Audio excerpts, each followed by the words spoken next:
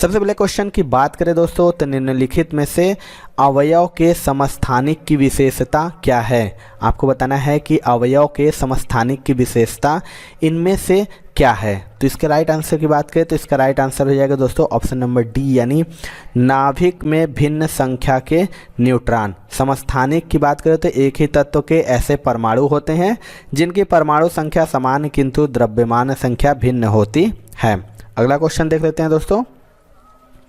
ऐसे दो तत्व जिसमें इलेक्ट्रॉनों की संख्या भिन्न भिन्न हो लेकिन जिनकी द्रव्यमान संख्या समान हो को क्या कहते हैं। इनमें से बताना है कि जिनकी इलेक्ट्रॉनों की संख्या भिन्न भिन्न हो लेकिन द्रव्यमान संख्या समान हो उसे क्या कहते हैं। तो इसका राइट आंसर हो जाएगा दोस्तों ऑप्शन नंबर डी, यानी समभारिक।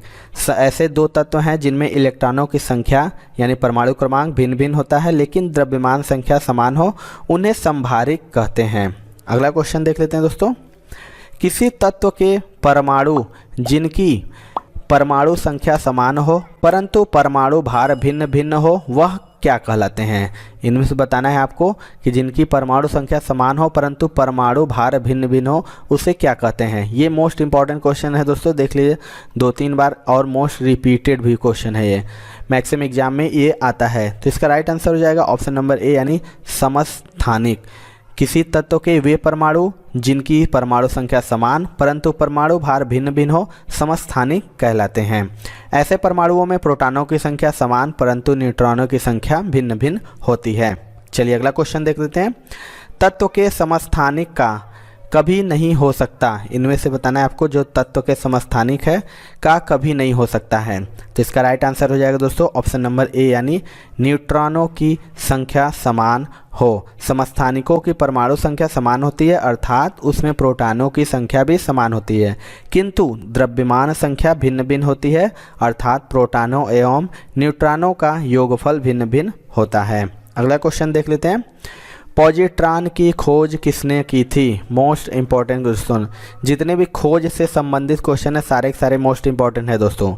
तो आपको बताना है कि पॉजिट्रॉन की खोज इनमें से किस वैज्ञानिक ने की थी। तो इसका राइट आंसर हो जाएगा दोस्तों ऑप्शन नंबर डी, यानी एंडरसन ने।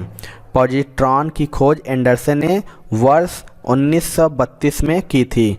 पॉजिट्रॉन का जो प्रतीक होता है दोस्तों ऐसे होता है। इसका द्रव्यमान इलेक्ट्रॉन के द्रव्यमान के बराबर तथा आवेश प्रोटॉन के आवेश के बराबर होता है। चलिए अगला क्वेश्चन देखते हैं। हाइड्रोजन परमाणु के न्यूक्लियस में प्रोटॉन की संख्या ज्ञात करें। आपको बताना है कि जो हाइड्रोजन परमाणु के न्यूक्लियस में प्रोटॉन की संख्या कितनी होती है। तो इसका राइट आंसर हो जाएगा दोस्तों ऑप्शन नंबर बी, यानी 1 होती है। जो हाइड्रोजन का परमाणु क्रमांक होता है 1 है, अतः इसमें प्रोटॉनों की संख्या भी 1 होगी। चलिए अगला क्वेश्चन देख लेते हैं।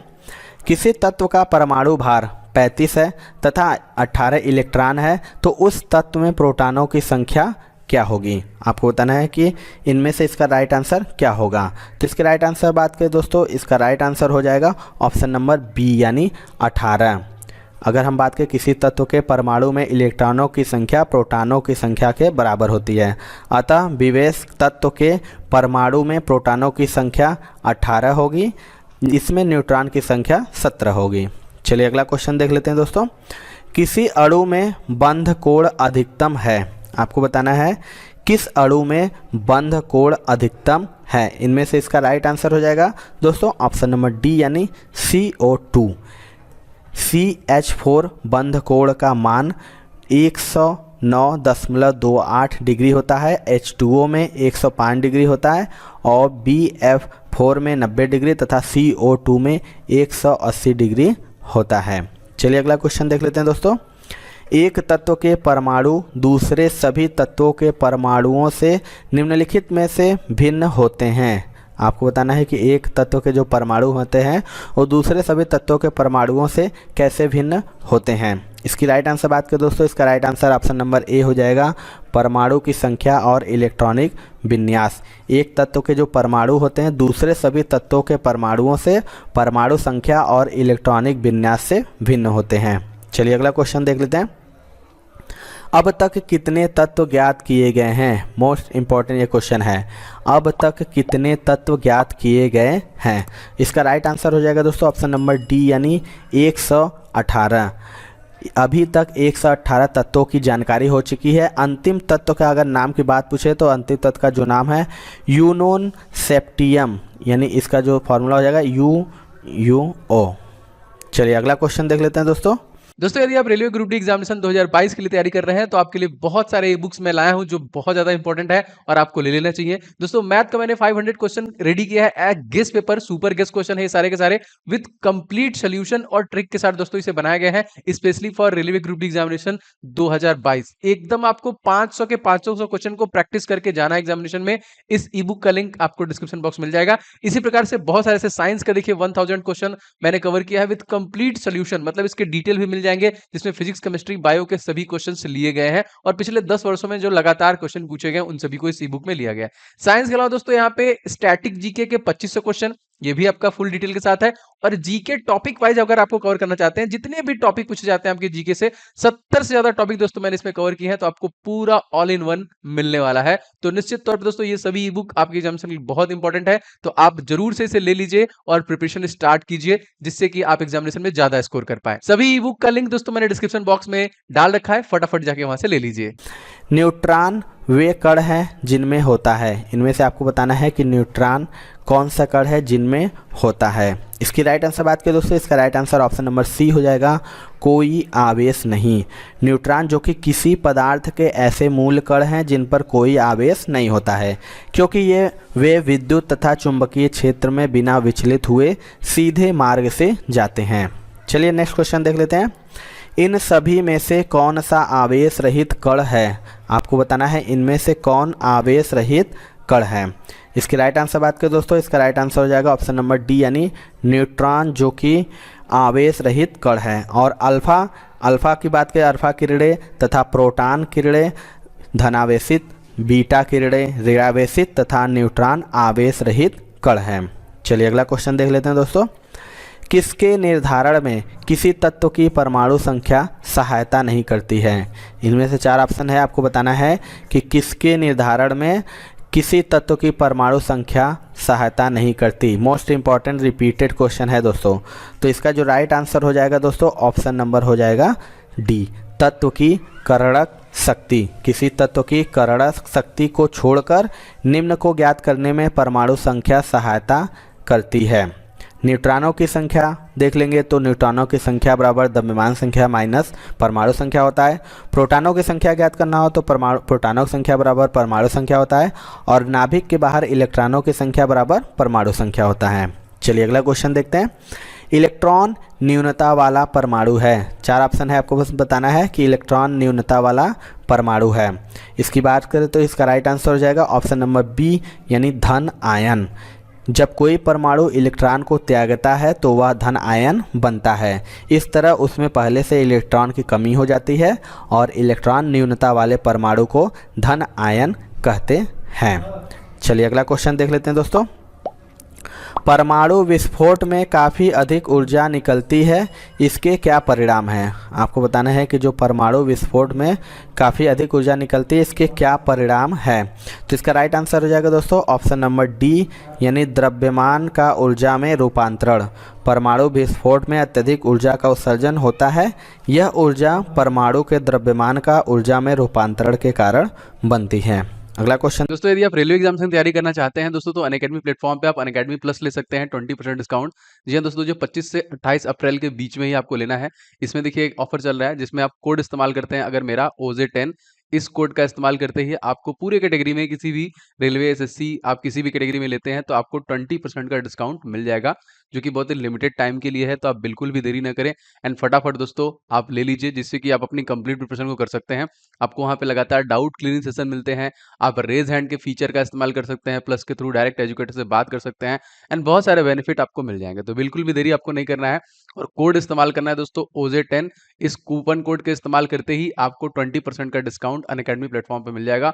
और पूरे अनअकैडमी प्लेटफॉर्म पे रेलवे, एसएससी, इन सभी कैटेगरीज में, बैंकिंग, सभी कैटेगरीज में आपको 20% का डिस्काउंट मिल जाएगा। तो बिल्कुल लिमिटेड पीरियड के लिए है, फटाफट आप लोग सब्सक्रिप्शन ले लीजिए।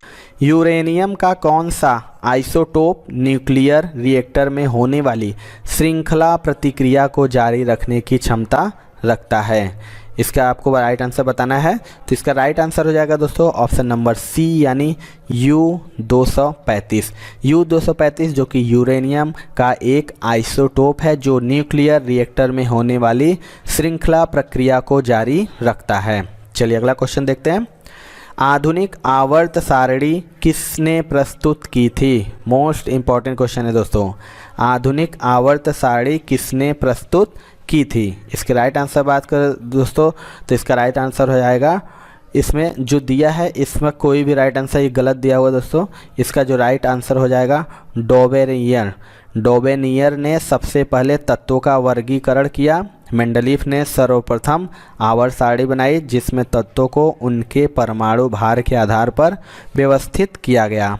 आधुनिक आवर्त सारणी ब्रिटिश वैज्ञानिक मोसले ने प्रस्तुत की थी जिसमें तत्वों को उनके परमाणु क्रमांक के आधार पर व्यवस्थित किया गया है। चलिए अगला क्वेश्चन देखते हैं दोस्तों। सीमेंट उद्योग के लिए कौन सा कच्चा माल आवश्यक है? इनमें से आपको बताना है कि सीमेंट उद्योग के लिए कौन सा कच्चा माल आवश्यक है। तो इसका राइट आंसर हो जाएगा ऑप्शन नंबर डी यानी उपर्युक्त सब्जी। यानी सीमेंट उद्योग में जो कि चूना पत्थर हो गया, कोयला हो गया, चिकनी मिट्टी हो गई, उर्वरक कारखानों के अमल, जिप्सम और कोयला कच्चे माल के तौर पर उपयोग होता है। चलिए अगला क्वेश्चन देखते हैं दोस्तों। बीटा किरणों का वेग बराबर होता है। आपको बताना है कि जो बीटा किरणों का वेग किसके बराबर होता है। तो इसका राइट आंसर हो जाएगा ऑप्शन नंबर सी यानी प्रकाश के वेग का 9/10। यानी बीटा किरणों का जो वेग होता है लगभग प्रकाश के वेग का 9/10 भाग होता है। चलिए अगला क्वेश्चन देख लेते हैं। हीरा में 4 कार्बन एक दूसरे से अनुबद्ध हैं। आपको बताना है कि हीरा में जो 4 कार्बन है एक दूसरे से अनुबद्ध हैं। इसके राइट आंसर बात करें दोस्तों, इसका राइट आंसर हो जाएगा ऑप्शन नंबर ए टेट्राहेड्रल। हीरा में कार्बन परमाणुओं के मध्य जो है वो टेट्राहेड्रल बंध होता है। चलिए अगला क्वेश्चन देख लेते हैं।